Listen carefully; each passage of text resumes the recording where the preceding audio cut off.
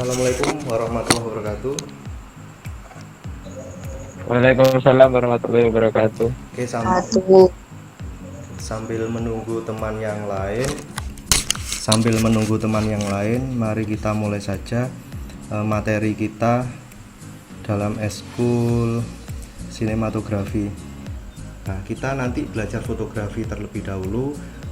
Karena apa? Seorang sineas yang bagus itu juga pasti sekurang-kurangnya harus mengenal fotografi, dan fotografer yang bagus juga sekurang-kurangnya juga harus menyukai film atau pembuatan film, karena bagaimanapun gambar yang diam, foto itu kan gambar yang diam, itu harus juga bisa diberi beban cerita. Beban cerita itu lebih kepada anak-anak sinema seperti itu. Oke, kita mulai materi fotografi kali ini. Fotografi secara arti berarti sebuah kegiatan menghasilkan suatu seni gambar melalui media cahaya dengan alat yang disebut kamera. Jadi kalau kita melukis biasanya pakai kanvas, pakai cat. Kalau foto kita itu melukisnya pakai cahaya dan kamera. Jadi kalau kalian punya kamera, entah DSLR, mirrorless atau HP, kemudian kalian paham cahaya, itu pasti bisa menghasilkan foto yang dramatik. Misalnya kalian minta difotokan temannya, misalnya Gisel, Sel fotokan saya. Oke, kamu kesini dekat jendela, wajahnya hadap miring sedikit, geser sedikit. Nah, itu adalah dari rekayasa cahaya yang dilakukan oleh Gisel seperti itu. Jadi kegiatan melukis dengan cahaya dan kamera. Nih, kamera harus ada kameranya secara unsur fotografi. Yang membedakan apa? Kita kan sekarang mengenal Full HD, mengenal video 4K misalkan. Kalau di DSLR ada video 4K, terus di HP kalian ternyata HP-nya mahal juga ada video 4K, itu sama-sama 4K pasti hasilnya berbeda. Karena apa?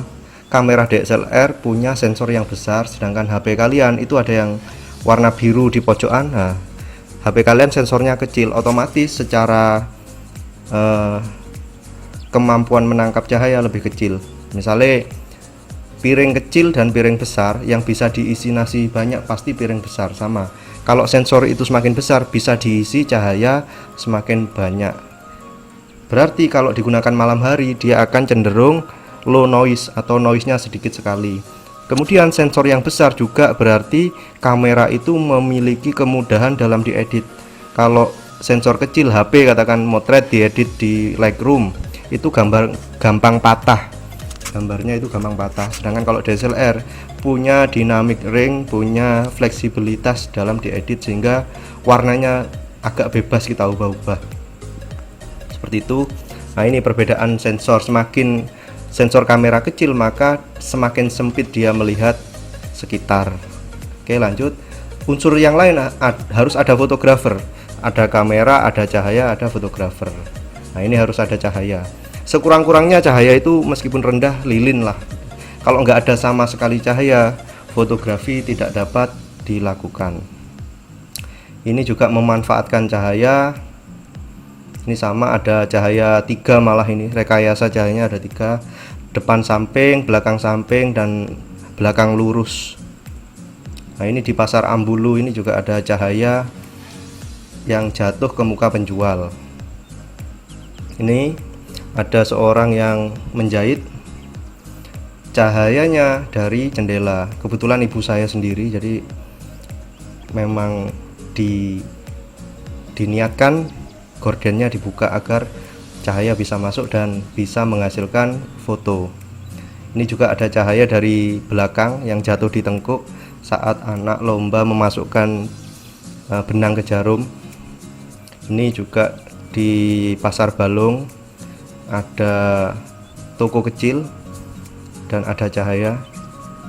Kemudian kita belajar teknik kamera secara singkat, bahwa di dalam kamera itu ada istilah ISO, shutter speed, dan aperture.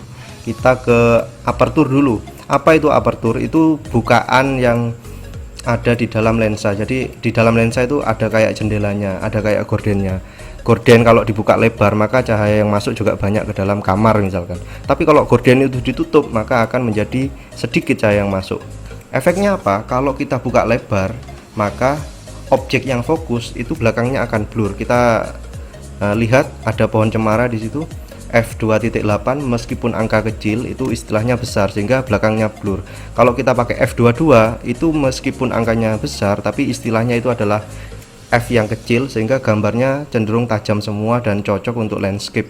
Oke, kita masuk ke estetika fotografi. Yang pertama pola. Jadi hal-hal yang berpola dalam fotografi itu indah. Misalkan itu ada kuda, kemudian di belakangnya lagi ada kuda yang sama, terus di bannernya juga ada kuda yang sama sehingga ada pengulangan bentuk. Pola itu bentuk ya. Silahkan bertanya anak-anak, barangkali ada yang ingin ditanyakan. Dari tadi saya ngomong saja, monggo kalau ada yang ditanyakan tentang fotografi, karena dasar fotografi itu sama dengan sinema. Dan tadi saya bilang seorang sineas yang bagus sekurang-kurangnya paham fotografi, dan seorang fotografer yang bagus juga sekurang-kurangnya suka film, karena bagaimanapun harus bisa menghadirkan cerita ke dalam foto itu. Harun coba, ada pertanyaan Harun?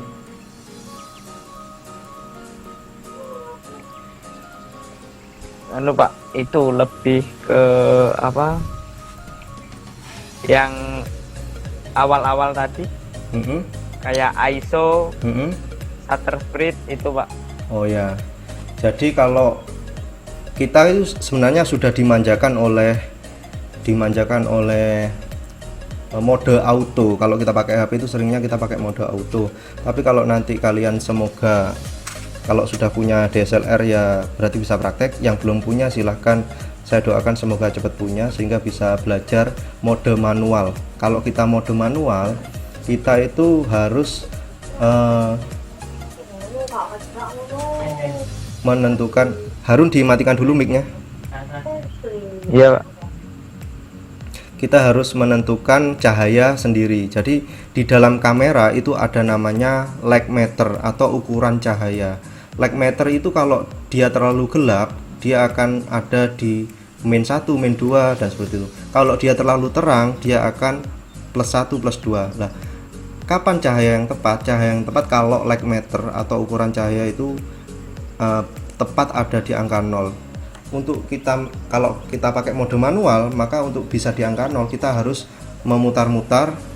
Yang diputar ada 3, ISO, shutter speed atau aperture, seperti itu.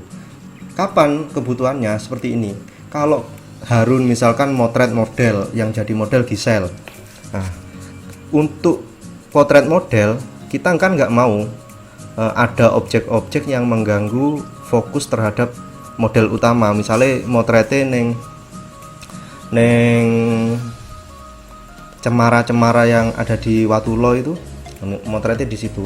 Kalau kita pakai bukaan yang kecil sehingga nggak blur ya, maka bisa saja fokus seseorang melihat foto terganggu oleh pohon itu, sehingga tidak melihat Gisel sebagai model, malah cenderung melihat pohon. Maka diperlukan aperture atau bukaan yang lebar 2.8, 1.8 seperti itu. Kalau kita pakai itu 1.8 atau 2.8, maka yang fokus itu cuma objeknya saja, yaitu Gisel, sedangkan pohon atau objek-objek di belakangnya akan blur. Nah, dengan demikian keindahan dari model itu akan lebih menonjol ketika di sekelilingnya blur. Itu tujuannya untuk kita pakai blur apa? Ada pertanyaan yang lain? Yunita? Enggak Pak. Nggak ada. Oke, kalau nggak ada, mari kita tutup belajar kita hari ini tentang fotografi. Tapi sebelum kita tutup, mari kita berdoa. Berdoa dimulai.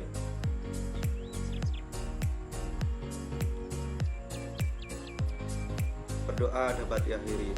Oke, terima kasih anak-anak. Sampai jumpa di pertemuan selanjutnya dalam eskul sinema. Terima kasih. Boleh meninggalkan ruang. Ya Pak. Oke, Assalamualaikum. Salam.